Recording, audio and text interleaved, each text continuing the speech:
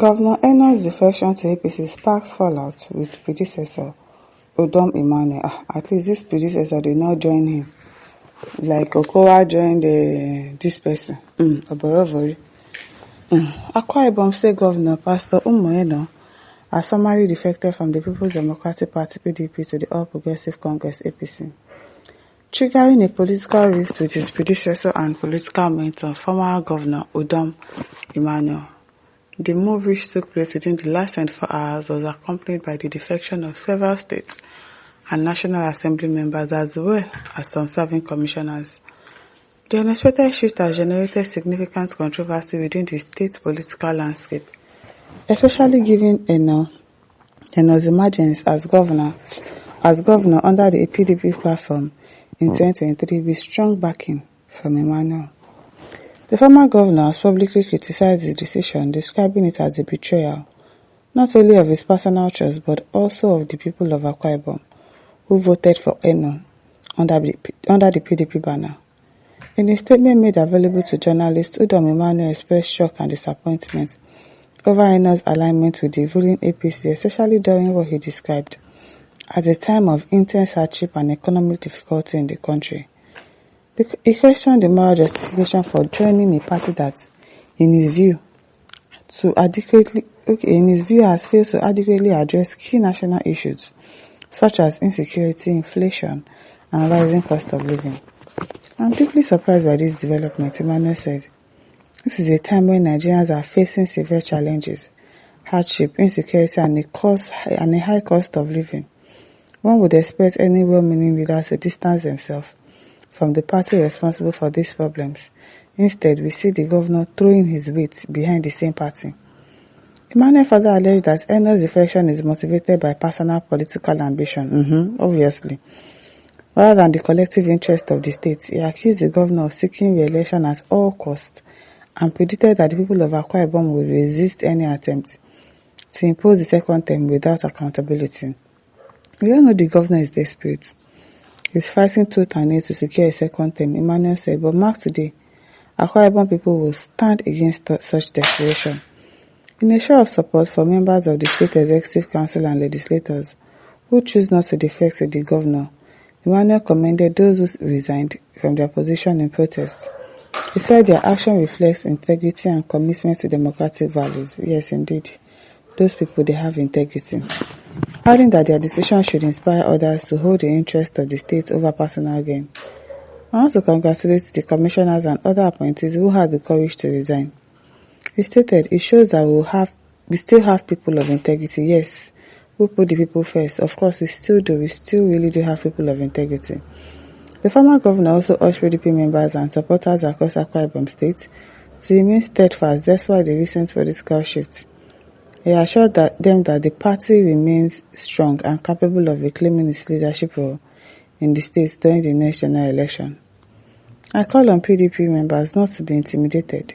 We will reclaim our mandate in 2027 with the support of the good people of Akwa-Ibom State, Emmanuel declared.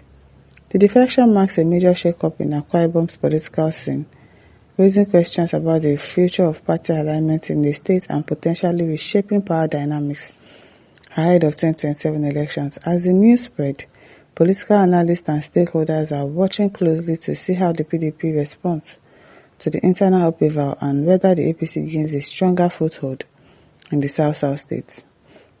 Alao Joshua says, so Emmanuel can be painful this way, but he did same thing to your former boss Akpabio. What's the same thing he did to his former boss Akpabio? Prince says, Udom Emmanuel, is a very big mistake for you to become Akwa-Ibom State Governor because you can't lead and you were not able to do anything in your tenure. Akwa-Ibom State really lagged behind during your time. Just go and rest. Your time don't pass. Did he tell you that he wants to come and contest? Chika says, Albino no be Igbo. See how this man messed up his state. Now this Albino for replace Lai Mohammed as information minister. The style wey take borrow leg, una say the man be pastor, abi? He's a pastor. Pastor Embassy says, let it be like that for you, Emmanuel Udom. When everybody were telling you to leave Eno alone, you refused to listen. Have you seen the result of your poor reading of people's false loyalty and fake appearance. Let this minor issue open your eyes. Friends today, enemies tomorrow, all because of power. Pastors not included. Yes, pastors not included.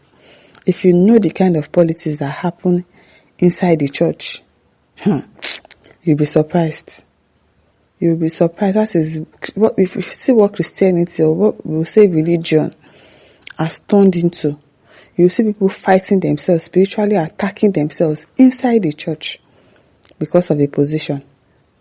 It happens because we are human beings, and it will always show in our actions, except somebody that God has really taken charge of their life and say, oh, no matter what, I will not compromise. But some people, that human flesh will still prevail over them. And that is what is happening to this pastor now. He says he's a pastor, but yet he's doing something that is totally wrong. Totally wrong. Eno'S says, what's the difference between a PDP government that sold the federal government agencies, such as Nitel, MTEL, aluminium smelting companies, steel paper mill, aviation, through failed privatization by the OBJ administration, and the APC that removed fuel subsidy?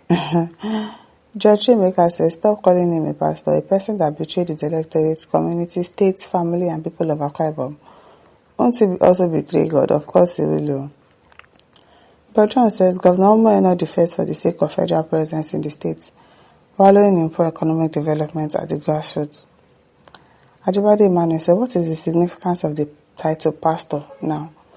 I don't know. I don't know if he was pastor in a church before he became a governor. I really do not know. I don't know why they are calling him a pastor. Because, some people, this pastor name just sticks to them, probably because of the way they are gentle at their place of work. Some people, they are just gentle at their place of work, and they do all this spiritual stuff, but they are not pastors per se. They have not been ordained a pastor. People just call them, oh, pastor, pastor, pastor. And then it sticks with them. But this particular person, I do not know if he's a pastor. I don't know if he pastors a church before he became a pastor. So I really do not know why people are still calling him a pastor. Uche says, do you expect less from a man without conscience? It does not bother him whether the masses are suffering or not, as long as he devilishly gets what he wants. What can he even not do for power? Even her daughter accused him of killing his wife and his grandchildren just because he wants to remain. He killed his grandchildren. Okay? Always remember that there is one day. Where did you get that information that he killed his children? We are not even hearing anything about the matter again. So it might not be true. Please, this one you are saying he killed his wife, he killed his children, his grandchildren. Now, wow, all because of power. It is well. My listeners, over to you. Leave your thoughts. Don't forget to like, to share, and subscribe. Thank you for listening. See you some other time. Bye.